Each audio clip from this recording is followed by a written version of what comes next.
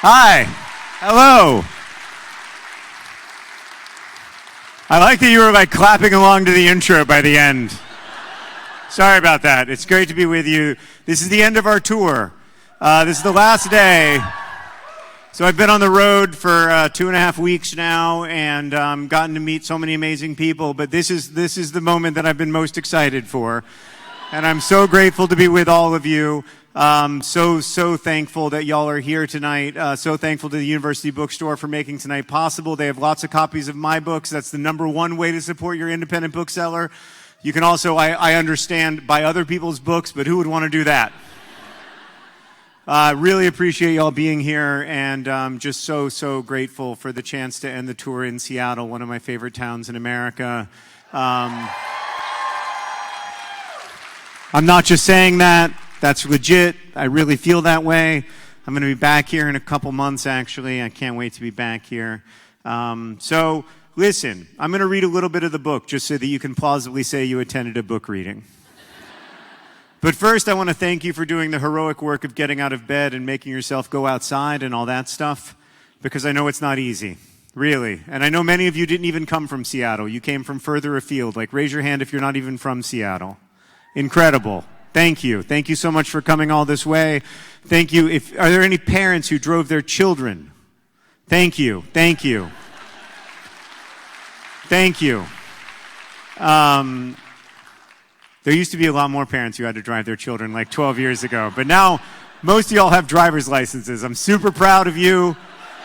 I really am. Like, I feel this great sort of parental pride that you've grown up and you're doing such cool stuff, and think of everything that you've survived and everything you went through and everybody you get to love and all the people who get to love you, and it just makes me very proud of all of you, but not in a weird way, in a normal way. It's not easy. I know it's not easy to get out of bed right now, but you made it here, and here we are finding ways to go on and hopefully finding meaning and community along the way, which is what I hope tonight will be for you, an opportunity to reflect in community on the world we've built and the worlds we might build instead. So I do not have a copy of my book, but this person is going to loan me theirs, which is very nice of you. I like your shirt. What's your name? Tegan? That's such a cool name, too. Do you know the band Tegan and Sarah? One of my faves. 3 people in the audience agree with me. I think they're from here, right? Oh.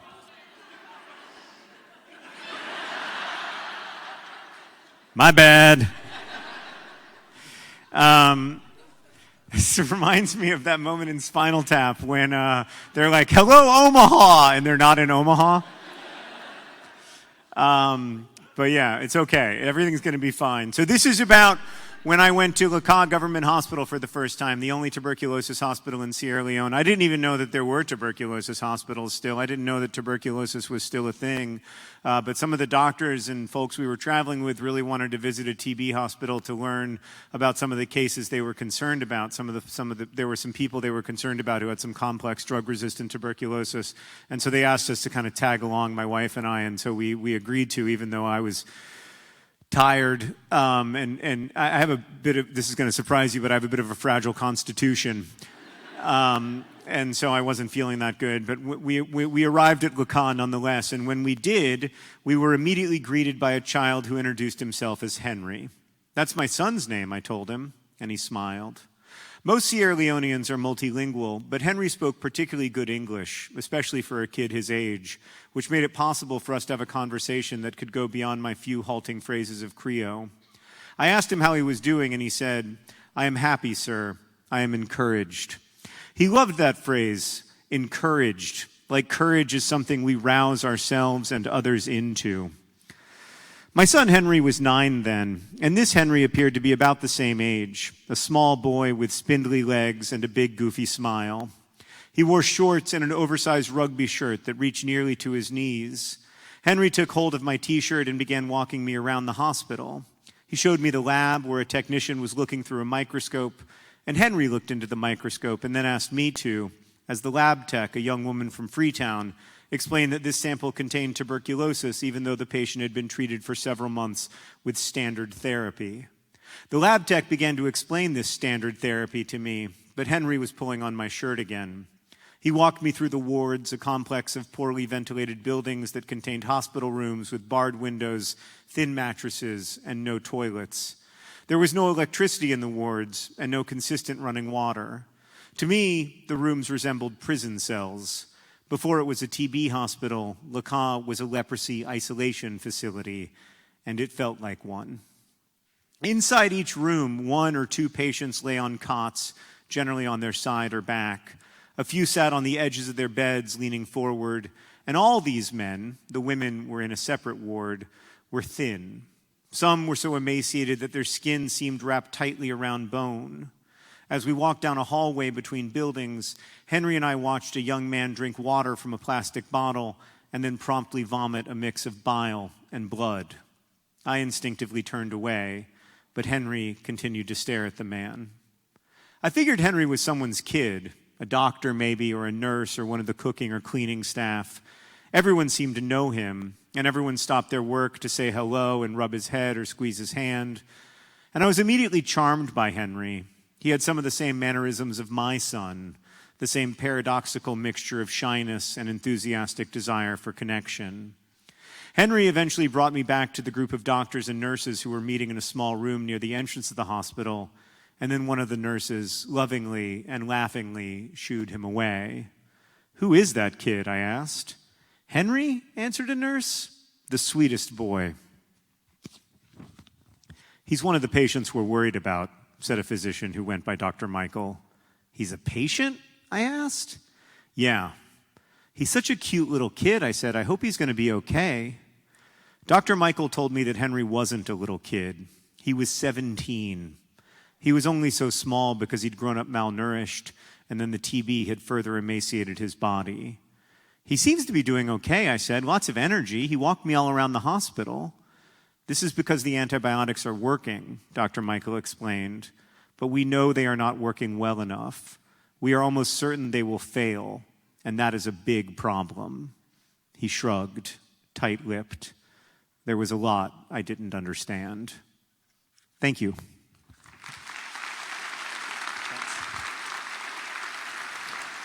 So now, it is my distinct pleasure to introduce our conversation partner for this evening, who I met backstage but is already one of my favorite persons. I mean, I don't want to get ahead of myself, but I think you're gonna really enjoy this conversation tonight. But I want to read this person's biography appropriately, because otherwise I feel like I'm going to get in trouble. All right. Dr. Chetan Sadri received his MD from Rutgers, New Jersey Medical School and completed his residency in internal medicine at Duke University Health System. No bragging, Dr. Sadri. He served as a field doctor for Doctors Without Borders prior to his fellowship training in infectious disease at Mass General Hospital and Brigham and Women's Hospital. He currently leads a translational research team whose focus is to understand factors requiring for protective immunity against Mycobacterium tuberculosis. The research conducted in the Sadri lab has direct relevance for developing the next generation of vaccines for tuberculosis. So please join me in welcoming Dr. Chetan Sadri.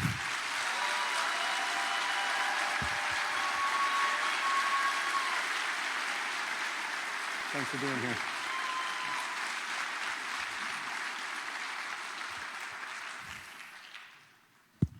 You sound great. Thanks, John. Thanks for being here. Thanks for inviting me. Oh man, this is such a great group of people. I'm already having fun.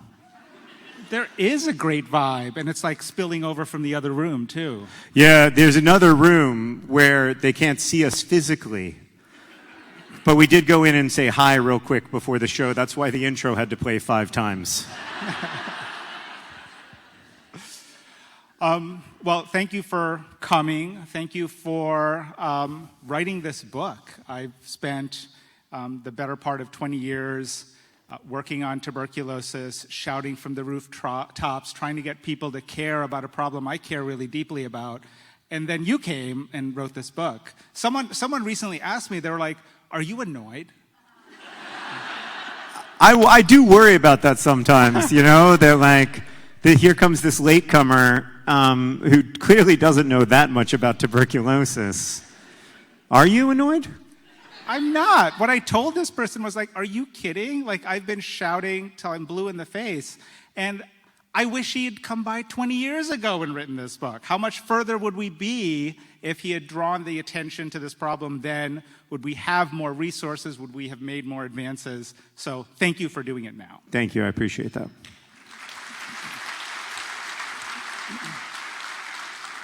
I'm going to ask you a couple questions about this book, but also am a fan, as many of you here are, of your other books. And I found myself kind of making connections. So maybe I'll just kind of start by sort of talking about this book.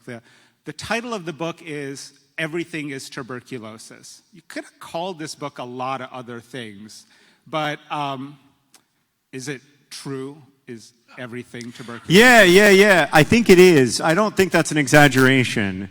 I'm obviously biased, but I think everything is tuberculosis in the sense that when you look at history through one lens, everything becomes that lens, right? So like the most common way to do this is to look at history as the story of war, the story of interpersonal conflict, intergenerational conflict, and then everything becomes war, and war is sort of the defining feature of humanity. To me, the defining feature of humanity is the whole time 90% of us have died of disease. And we don't pay attention to that because we don't like the fact that it doesn't engage with human agency in the ways that we want to. Like, we want Alexander the Great to have died by poisoning. We don't want Alexander the Great to have died of malaria, because it's just kind of a bummer that the world's most powerful emperor of all time gets destroyed by a little parasite from a mosquito bite. That doesn't seem right. And so for me, everything is tuberculosis. Like, I look at everything through that lens. And when I look at everything through that lens, the world makes a lot more sense to me than if I look at it just through the lens of war. Well, let me ask you to share a specific story that's in the book. I learned some stuff from this book, and I thought I'd heard everything. New Mexico became a state because of tuberculosis. That is legit true. That is true. So New Mexico had all the institutions needed for statehood. This is going to surprise you guys, but Congress was racist. No. I know. Say it ain't so. Thank God it's moved on. So New Mexico had all the institutions needed for statehood, but most people in New Mexico were either indigenous people or people who spoke Spanish as a first language, and so Congress was like, no, we don't want you. And New Mexico was like, well, we got to do something to bring white people to New Mexico so that Congress will let us become a state. What if we declare ourselves the land of new lungs and have a bunch of consumptives come here for our clean, dry air? And that's exactly what happened. And by the time New Mexico became a state, 10% of all people living in New Mexico were people living with tuberculosis.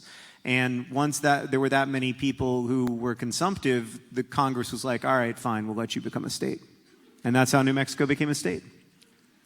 That's crazy. Yeah. Well, wait till you find out some of the things Congress is doing now.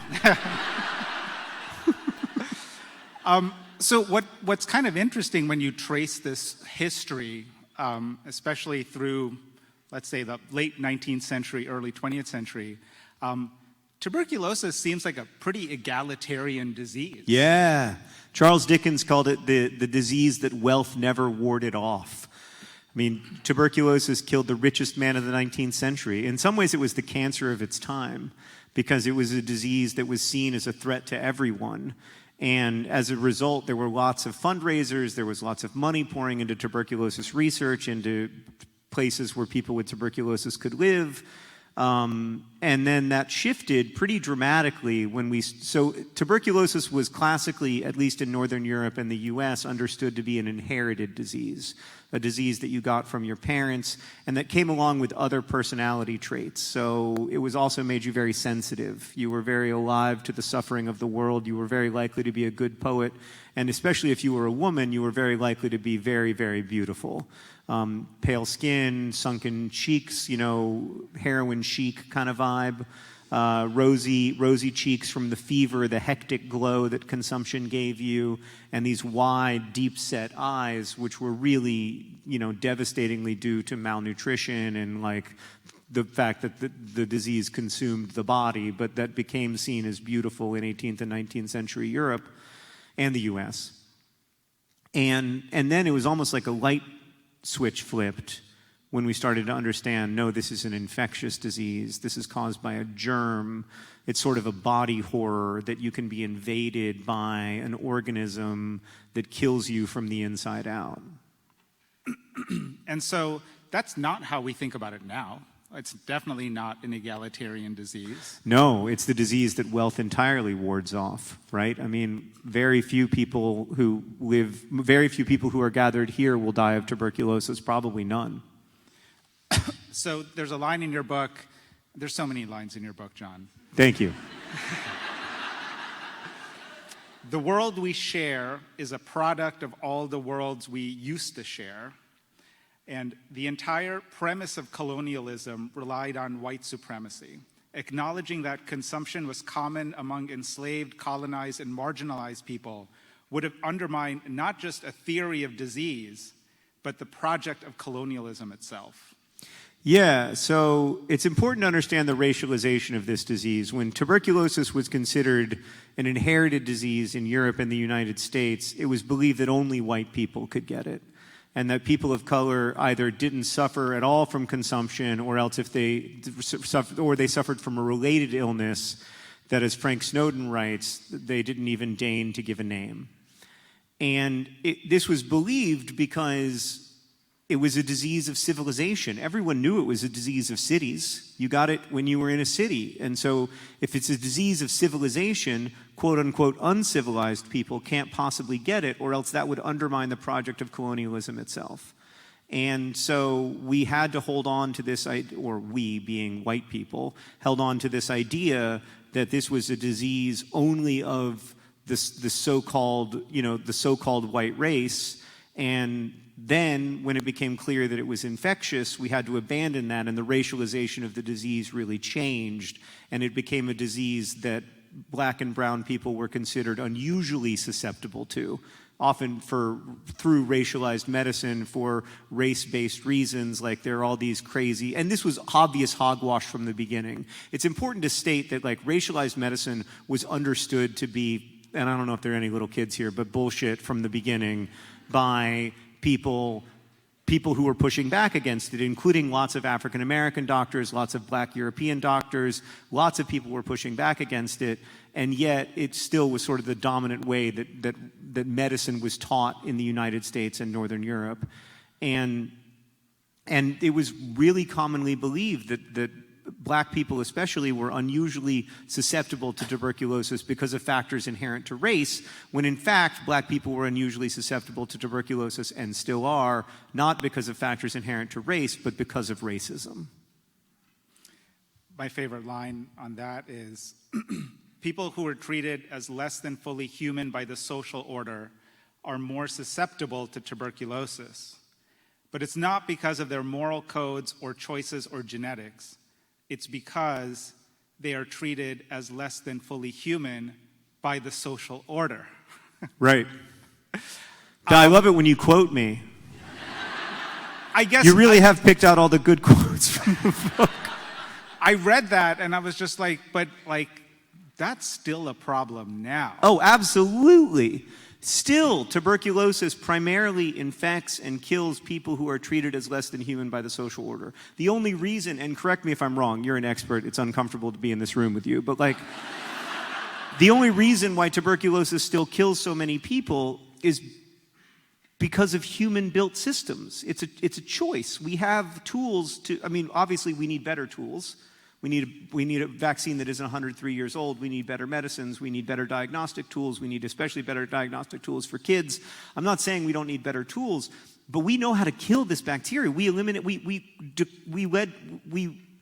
made a 99% decline in tuberculosis in the United States with existing tools. And so we know how to live in a world where tuberculosis is not a public health threat, and we choose not to live in that world precisely because there are some human lives we value more than others. Yeah, this is kind of the theme of your book, but it's not, what I'm struggling with is, I'd love to say this was unique to tuberculosis, but this is so many other It things is. too. I mean, the reason you went to Sierra Leone in the first place wasn't for tuberculosis, it was for maternal mortality, malnutrition. I mean, Right. the same can be said of all these other problems too. So why highlight tuberculosis specifically in this way? Well, I think that's a really important point. Almost every disease is a disease of injustice. Malaria is a disease of injustice. Maternal mortality is a disease of injustice. I mean, in 2017, 1 out of every 17 women in Sierra Leone were dying in childbirth. It's unconscionable in the 21st century. It's a massive failure of resource distribution and resource allocation. Diabetes is a disease of injustice. Cholera, malaria, HIV, typhoid, COVID is a disease of injustice. There are very few diseases that are not diseases of injustice. Actually, you know what was really interesting? COVID It wasn't as COVID much. was egalitarian. It was more too, egalitarian. It was more right? egalitarian. March 2020, COVID was a pretty It felt pretty egalitarian, disease. which is why- And we watched this play out. Which is why we devoted way more resources to fighting it. But if you map Indianapolis, my hometown, if you map poverty in Indianapolis and then you put a map on top of that of cancer rates, it's the same map. If you put a map on top of that of diabetes rates, it's the same map. And so these are diseases of injustice. To me, tuberculosis is an exemplary disease of injustice, especially because of its unique history. But I don't labor under the delusion that it's the only disease of injustice. What I really wanted to do with this book was to introduce the idea of diseases of injustice, to introduce the idea that disease is not just a biomedical phenomenon, it's also a social phenomenon. It follows the paths of injustice that we blaze for it. It's amazing how much sort of our view of people and what they're capable of colors then what we think is possible. You tell this story, which has lived history for me in the early part of the AIDS epidemic when drugs first became available. Again, HIV was an egalitarian disease. It killed everybody who was infected. And then there were drugs available. And then there were people who could get the drugs and people who couldn't get the drugs. And in Africa, where the epidemic was absolutely devastating, there was an excuse made. We can't bring the drugs here because they don't know how to do it. Yeah, the head of USAID at the time said that Africans don't have clocks, and so they can't be trusted to take their medication at certain times of the day. And that held it up. I mean, in reality, drugs came later to Africa for lots of different reasons, but mindset was absolutely one of those reasons. So reading that and having lived it especially was, I think, especially poignant. You quote another doctor, though he's talking about TB, he could have been talking about HIV or any other disease. The disease is where the drugs are not. The drugs are where the disease is not. That's still true for tuberculosis. Now, it's not universally true. I was talking to a doctor a couple days ago who told me that he struggles to get bedaquiline for his patients in the United States because bedaquiline is a really critical life-saving drug for drug-resistant tuberculosis that people in this room fought Johnson & Johnson to get to abandon their secondary patents on.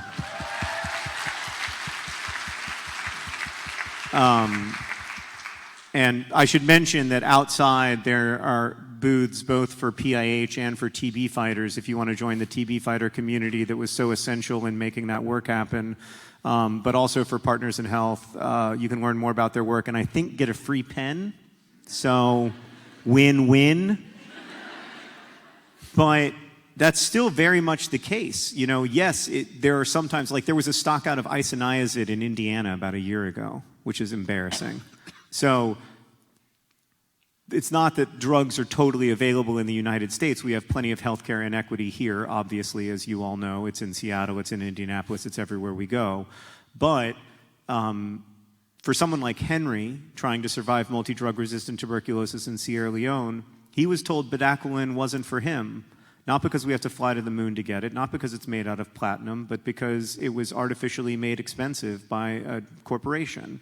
And so for Henry, he was told, well, you have to be on these antiquated medicines that are very painful, that caused hearing loss, that caused all kinds of problems for him, and that in the end didn't work. And that's what he was told was cost effective. Whereas when my brother got cancer 2 years ago, nobody ever once said we think it's more cost effective to focus on prevention of cancer than it is to focus on treatment of cancer, even though it is, because we assume correctly that every person deserves care.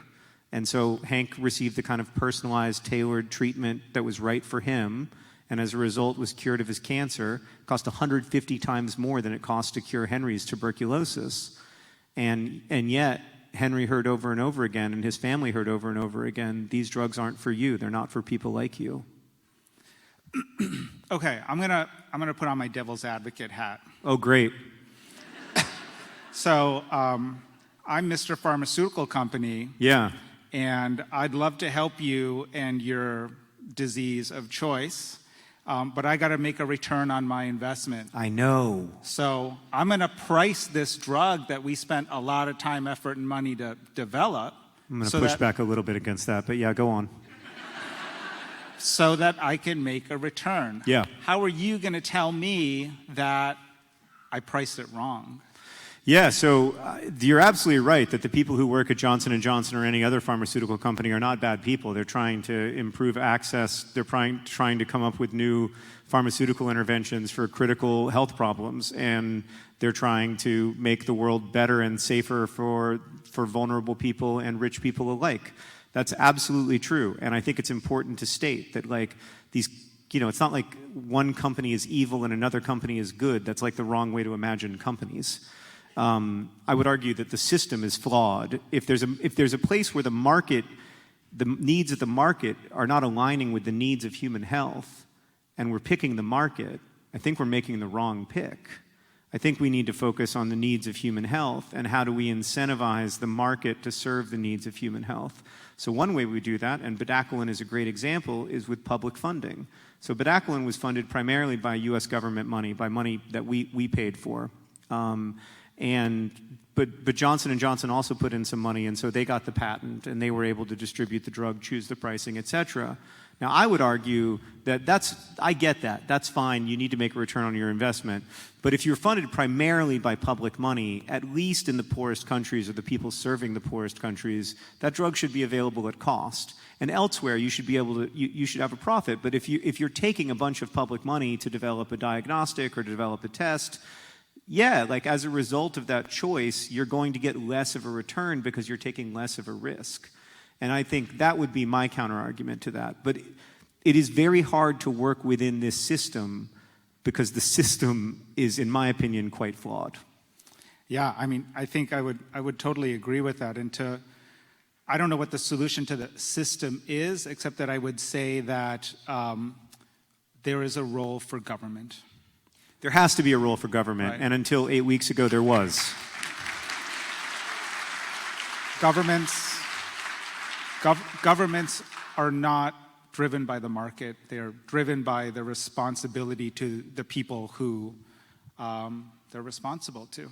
And it is true that there's a lot of public money, research money that goes into the development of drugs, vaccines, diagnostics. Some of the early work for bedaquiline and protanamide actually was done here at the University of Washington by microbiologists. Woo-woo. Yeah, you know. And you don't know what the denominator is. You don't know how many things they've worked on that didn't pan out. But like these are the things that did pan out, and all you need is a couple, and then it changes the game, right? It saves lives. And it saves so many lives, and it changes the game so dramatically.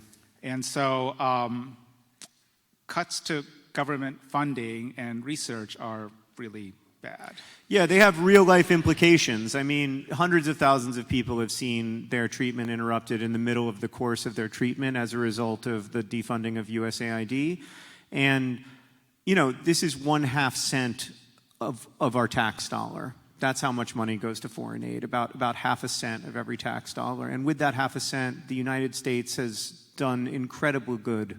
And it is rare that you know, it's not common enough that we get to say that about the United States. But we've done incredible good, saved tens of millions of lives. PEPFAR, George W. Bush's program to fight HIV/AIDS in impoverished communities has saved tens of millions of lives. We've seen the number of people who die of tuberculosis go down by half in the years since I graduated from college. These are real successes, and they're worth celebrating, but they're not natural. They're not inevitable. They happen because people are working together, including every taxpayer. People are working together to make that change happen. Okay, so I'm going to put on my Make America Healthy Again hat now. Great. Wow, you're putting on a lot of hats today, Doc. I do have a lot of hats. So we got a lot of problems in this country. We do. We got things we got to focus on. We got to get healthy.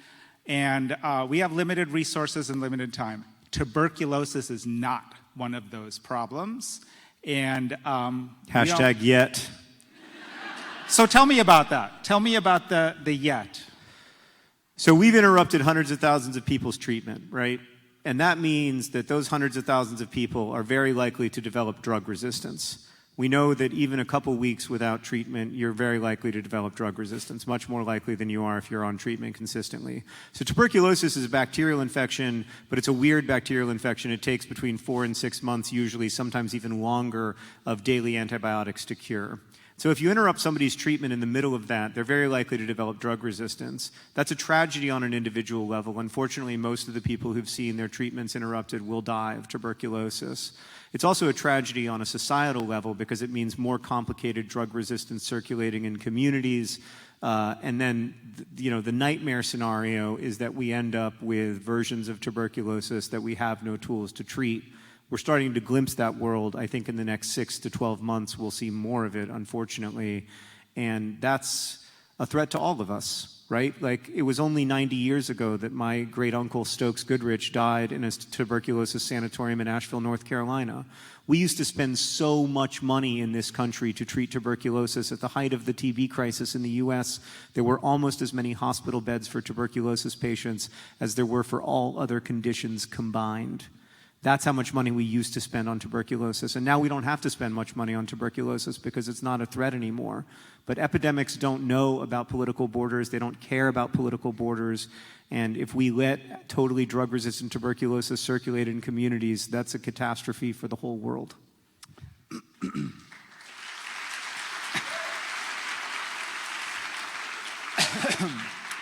Mr. Green, I will quote from page 152. Oh, man. I love it. Fear-mongering around superbugs can serve a purpose.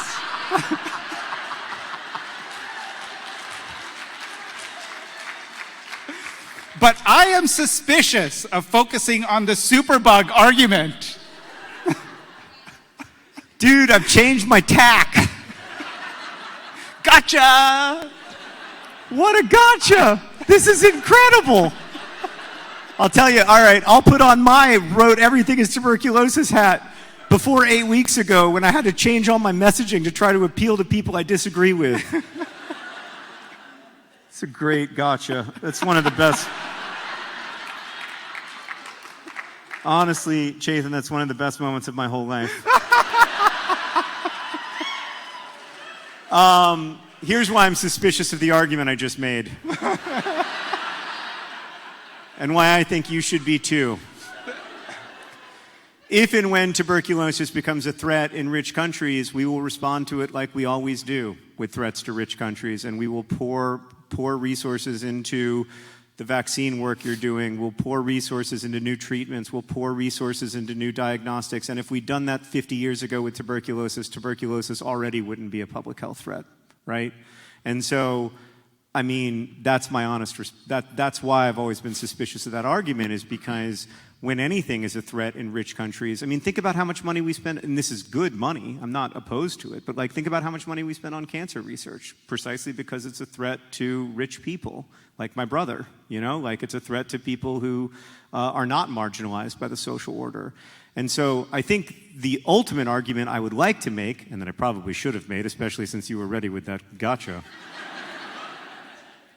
is that all human lives have equal value, and we should build systems that reflect that reality.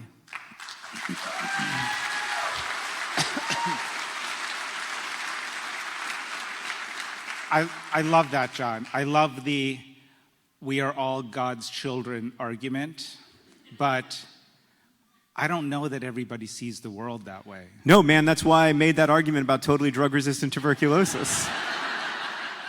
Okay. I mean, I struggle with this. This is kind of part of why I'm so thrilled you wrote this book, right? Because it was this feeling for me, having lived and worked in places where tuberculosis is today the way that you described it used to be 100 years ago in this country, and realizing that somewhere, someone is going to die of tuberculosis in the next 20 seconds, and it's 1.5 million deaths per year. There's nothing that comes close. You know, COVID had its moment at the top and was off the pedestal again. And in the time that I've been a practicing physician and doing research, I've gone from seeing HIV be a death sentence. I can remember as a medical student taking care of people with HIV in the ICU, knowing there was nothing we could do for them and we were just going to watch them die, to seeing what it is now, which is like it's a totally treatable, livable condition. And increasingly preventable. And in that time, like, little movement on TB, and it's still just marching and killing. Yeah, I think since tuberculosis became curable in the mid-1950s, we've allowed 150 million people to die of it. So that's I think sobering, and I think the struggle for me is to has always been, how do I get people to care? And I think I was shocked when I saw this story about the bedaquiline patent being dropped because people cared. Some people cared, and they cared because you told them to care. And I was like, holy crap, who is this guy? Well, they also, lots of people told me to care, right? So it's not as simple as like, I order Nerdfighteria to fight Johnson & Johnson. I don't have that power and I don't want it. I'm suspicious of people who want that power. There's a place for if you do want it, though. Yeah, I should fly to Washington. I am flying to Washington with over 250 nerd fighters to make the case to our elected representatives that this is absurd.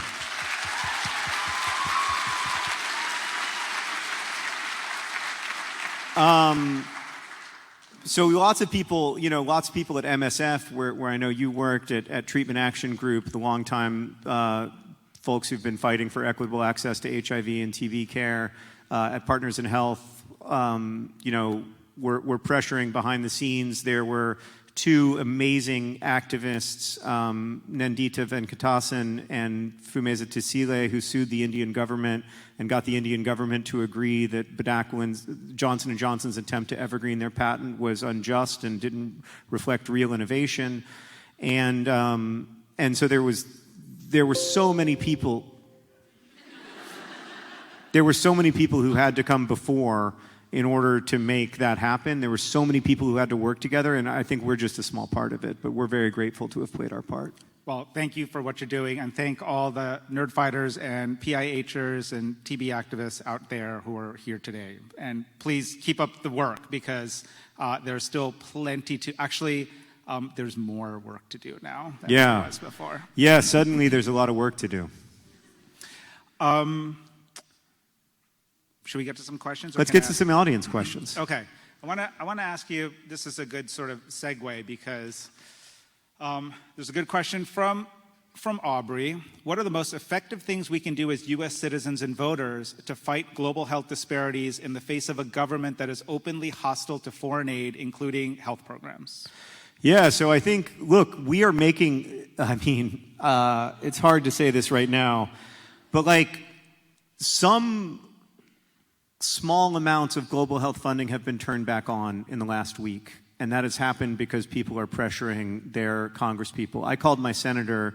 I have a senator who says he cares a lot about global health and is privately frustrated, and I've been encouraging his office to be a little less private in their frustration. And I called my senator, as I do pretty regularly, and I talked to some nice 26-year-old who, was from Indiana, and I was like, hey, I'm calling about tuberculosis funding for USAID. It's really essential. And he said, I have been getting a lot of calls about tuberculosis. And I was like, good to hear. In that case, I would like to change my call to a call about malaria.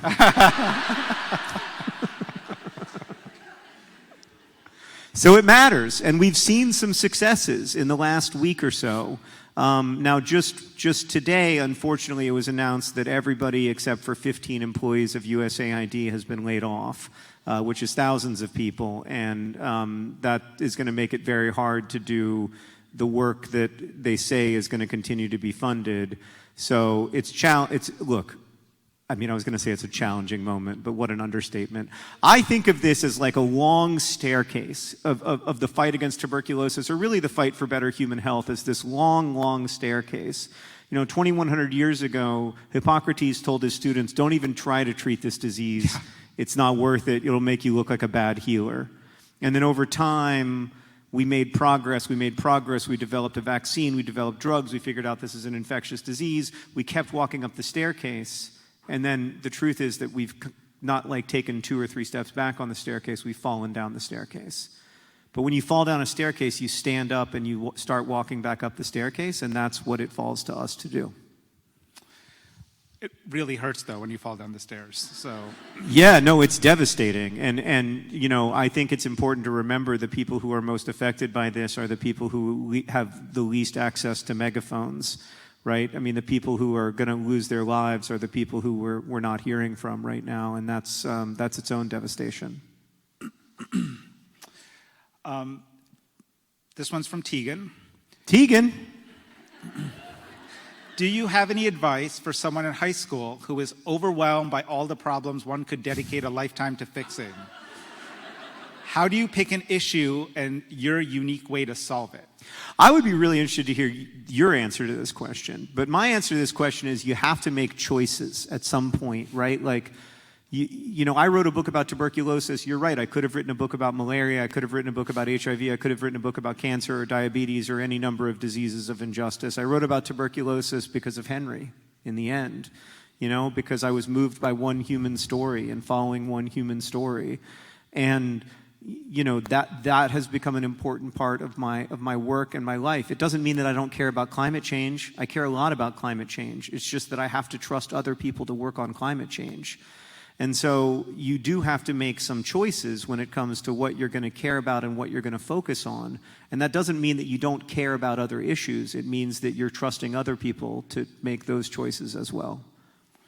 Yeah, I mean, I think what's beautiful about being young is you care about so much. Yeah. Right? And there's you feel very little overwhelmed. It's funny you should say that, because I find there's so little to recommend about being young. It's like the most overrated phenomenon. People are always like, oh, these are the best years of your life. No. No, Tegan. These do not have to be the best years of your life. If those are the best years of your life, you've done something terribly wrong. What's that line in Gatsby where he says of Tom that he had he'd achieved the kind of limited excellence that at 19 that smacks of anticlimax? Be careful not to achieve that kind of limited excellence, my friends. Yeah, I think you capture this so well in your books when you sort of talk about people, young adults, that they're feeling so much feeling.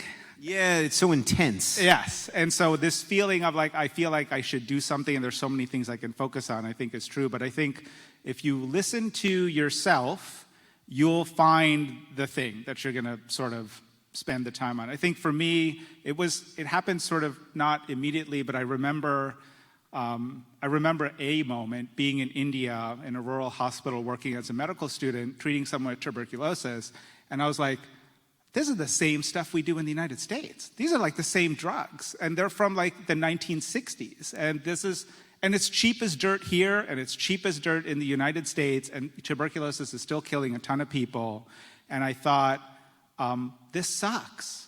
Like, we need better tools, better drugs, better vaccines, and it's going to be a long, hard slog, but if I've got one lifetime to devote to it, I'll put my time and effort to that and help me pick. I care about all the other stuff too, but I care about TB.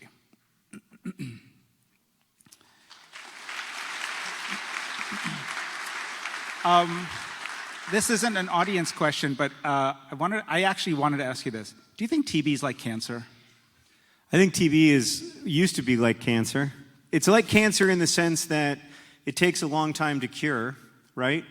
But historically it was very much like cancer in the sense that it seemed to strike somewhat randomly, and it seemed to be quite capricious, and we found all kinds of explanations for it. So my dad had cancer twice in the 1980s when I was a little kid, and I remember people thought that my dad had cancer because he bottled up his feelings. That was a very common belief at the time, that you would bottle up your feelings and it would turn into this literal metastasis. And what a horrible thing to do to people living with cancer, to marginalize them on top of the already difficult experience of living with a serious illness. And we still see that with people with TB. They're told that they're responsible for their illness in one way or another because they were poor, because they made this decision or that decision, because they drank or they worked as miners or they lived in a place that has air pollution or whatever they're told. And we don't acknowledge the fact that human-built systems are really what's driving the disease. And so I do think it's similar in that way. So what do you think? As I was reading this book about this boy who had this disease that was eating him from the inside and couldn't breathe, I was like, that's Hazel Grace. It's like the same character. Interesting. I never made that connection. Yeah. And then it made me remember, every couple of years, I get asked to see somebody in the hospital who was admitted because they thought they had lung cancer. And the reason I'm seeing them is because when they went to the operating room and cut out the tumor, they found out it was TB. You'll never see someone happier than walking into a room where someone thought they had lung cancer and be like, hi, I'm an infectious disease doctor. You don't have lung cancer, you have TB, and now it's treated because we cut it out. But it's so interesting that you say that, because I think in the book, I can't remember if I cut this out of the book, but I think I tell a story that Dr. Jen Furin told me, where she had to tell a patient who either had lung cancer or TB, you have TB, and the patient started bawling because it was so much more shameful for her family for her to have TB than lung cancer. And Dr. Furin was like, no, we can cure this, we can treat this, this is much, much better. But the mark of shame that she felt she'd brought to her family was just overwhelming to her. Yeah, and it's in communities, it's because it's infectious. I can't give you my cancer, but I can give you my TB. Right. And that becomes a problem. Okay, I'm gonna mix it up here. Do you have any advice for Tottenham Hotspur compared to Liverpool's ability to rebuild, succeed, and maintain that success through transition? From William. I'm sorry your football team is going through a hard time. And I know that sounds dismissive, but I mean it. I know how much it matters. Like, when I've been going through a hard time and my football teams are going through a good time, I'm not going through a hard time. And when I'm going through a hard time and my football teams are going through a hard time, I'm going through a very hard time. I remember I had meningitis once, which I don't recommend. None of it was fun. But the best part of it was on Saturday mornings when I would get to watch Liverpool absolutely crush Tottenham. My advice is to love your football club the way that you would love your spouse. Right? You make a pledge. It's in good times and bad. And it makes those good moments so much better. And so don't think about the fact that you're going to finish 13th this season. Think about the individual games you won. Those felt good, right? That's my honest advice. Okay, Allison had a related question. Your passion for eradicating TB is perhaps matched only by your enthusiasm for fourth-tier English football club AFC Wimbledon. Are there any parallels between the fight against TB and the promotion of AFC Wimbledon through the English Football League system? You know what? A player for PSV just got diagnosed with tuberculosis. They didn't release his name, which goes to show that it's still a stigmatized disease, even in the Netherlands. But he just got diagnosed with tuberculosis. So football, and Thiago Silva, the great Chelsea player, had active tuberculosis when he was playing at Spartak Moscow, almost died, and got diagnosed very late, but in the end was able to survive. So there are connections between football and TB. I don't know if there's specific connections between Wimbledon and tuberculosis. But I will say that when AFC Wimbledon get promoted this season, which I believe that they will, it will be like the best moment of my life. Because you know your kids are going to be born. You know, you get warning. There's a whole 9-month process. It's a staircase. It's a staircase. This will be more of an event-based phenomenon, and that's what really gets me going. How are we doing on time? I think we have time for maybe one more audience question and then the last thing we want to talk about. Okay.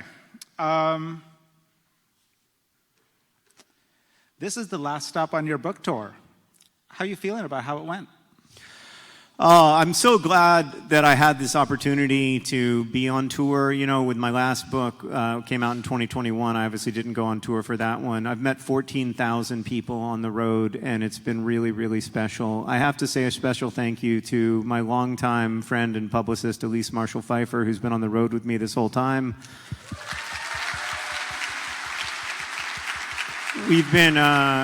We've been working together since 2011. We've had the chance to do lots of fun stuff together, but this has been the most fulfilling work that we've ever gotten to do. I think Elise would say that as well, together. So it's been really special, and I've gotten all kinds of awesome bracelets, like this one that says "Eradicate TB," and this one just has the font of the book, Bembo, which is my favorite font.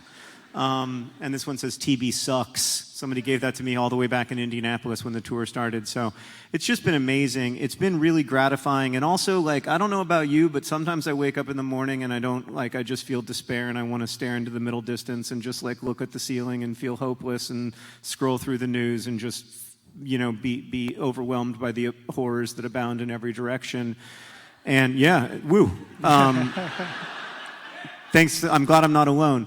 But it turns out that's like not the way for me to feel good, which is weird because my body wants to do it, but it turns out it's not the way for me to feel great. So this has been a much better way to feel good, to be in community with people, to be reminded that there's lots of people trying to make the world better in all kinds of different ways, whether it's tuberculosis vaccines or, you know, just working every day to try to bring some joy to someone's life, or work with teams to make the world a little bit better in whatever way you do. And that's been a huge gift to me. So it's been awesome. I will miss being on the road. It will be really nice to take a shower in my shower. I miss my pillow, and I miss my children and my spouse a lot. So that part will be great. I can't believe I mentioned my pillow before my children and my spouse. But I will miss this a lot, and I'm really grateful for it and trying to soak it in tonight because I know it's going to last me probably for a few years. All right. Thank you, John. I'm going to... Last question. It's a quote. It's one of my other favorite quotes. Mere despair never tells the whole human story, as much as despair would like to insist otherwise. Vicious cycles are common, but virtual cycles are also possible. Tell me about a virtuous cycle. Well, I think there's so many, you know, and it's so frustrating in the history of tuberculosis that we keep getting to these moments of inflection where it seems like we're really going to eradicate this disease finally, and then we fail to. And we're at another one of these moments of inflection. We have really good vaccine candidates. We have better diagnostic tools that are coming down the pipeline that are less expensive and more accessible, that might even be the first good test we've ever had for kids. I mean, part of the tragedy of tuberculosis is that 219,000 kids are going to die of TB this year, and we don't have a good test for them 140 years after we discovered the cause of tuberculosis. And so we're starting to see real change. You know, we've got meaningful tools that are going to make the fight against this disease easier for us. And that's a result of lots of virtuous cycles. It's a result of government funding. It's a result of people like you who commit their lives to working on tuberculosis, and like the graduate students in your lab who commit themselves to working on tuberculosis. It's a result of, in a lot of ways, you are inheriting the work that Dr. Robert Koch did in the 1880s. You're inheriting the work that Solomon Waxman did. Solomon Waxman, is that his name? Did in the 1940s. We're all inheriting that work, and that is the virtuous cycle to me, is that we inherit the work. We have this special talent as humans to be able to pass along knowledge through the generations, and so we can inherit the work that other people did for us, and we can learn from that work. We can stand on the shoulders of those giants. And together we can make a world without tuberculosis. To me, that is the great hope, is looking at those virtuous cycles. But of course, we are equally capable of vicious cycles. And understanding that, being able to hold those contradictory ideas in my mind at the same time, that we are capable of astonishing compassion and generosity and sacrifice for each other, and that also when we are distant from suffering, we can be absolute monsters. Holding that together is the hardest thing about being a person for me, but we have to hold it together because they're both equally true. Thank you, John. Thank you. Dr. Chetan Seshadri, everybody. Thank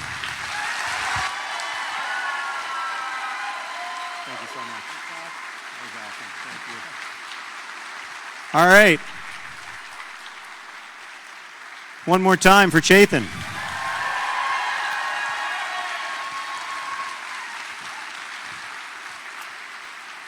So, we are nearing the end of our time together tonight, but I don't blame you if you also feel like we're nearing the end of our time together. You may feel, as I sometimes do of late, that the world is a little bit falling apart and whatnot. Societal collapse is in the air, as the noted theologian Timothée Chalamet recently put it.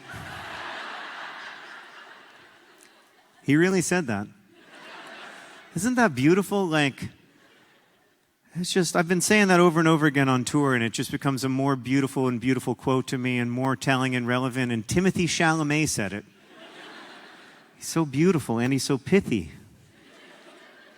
After all, we know the world will end. I mean, a while back, my then 9-year-old daughter found out that in about 1.5 billion years, the sun will become a red giant and engulf the earth. And that was a real bummer of a day in the Green household. So yeah, I know, it will end. For each of us, for all of us, for our planet. But not yet. Not today. As I mentioned earlier, my friend Henry loves the verbs encourage and discourage. And right now, I am very discouraged. I feel that my courage is being dragged down by all sorts of forces, but especially by those who argue or act as if some human lives are more valuable than others.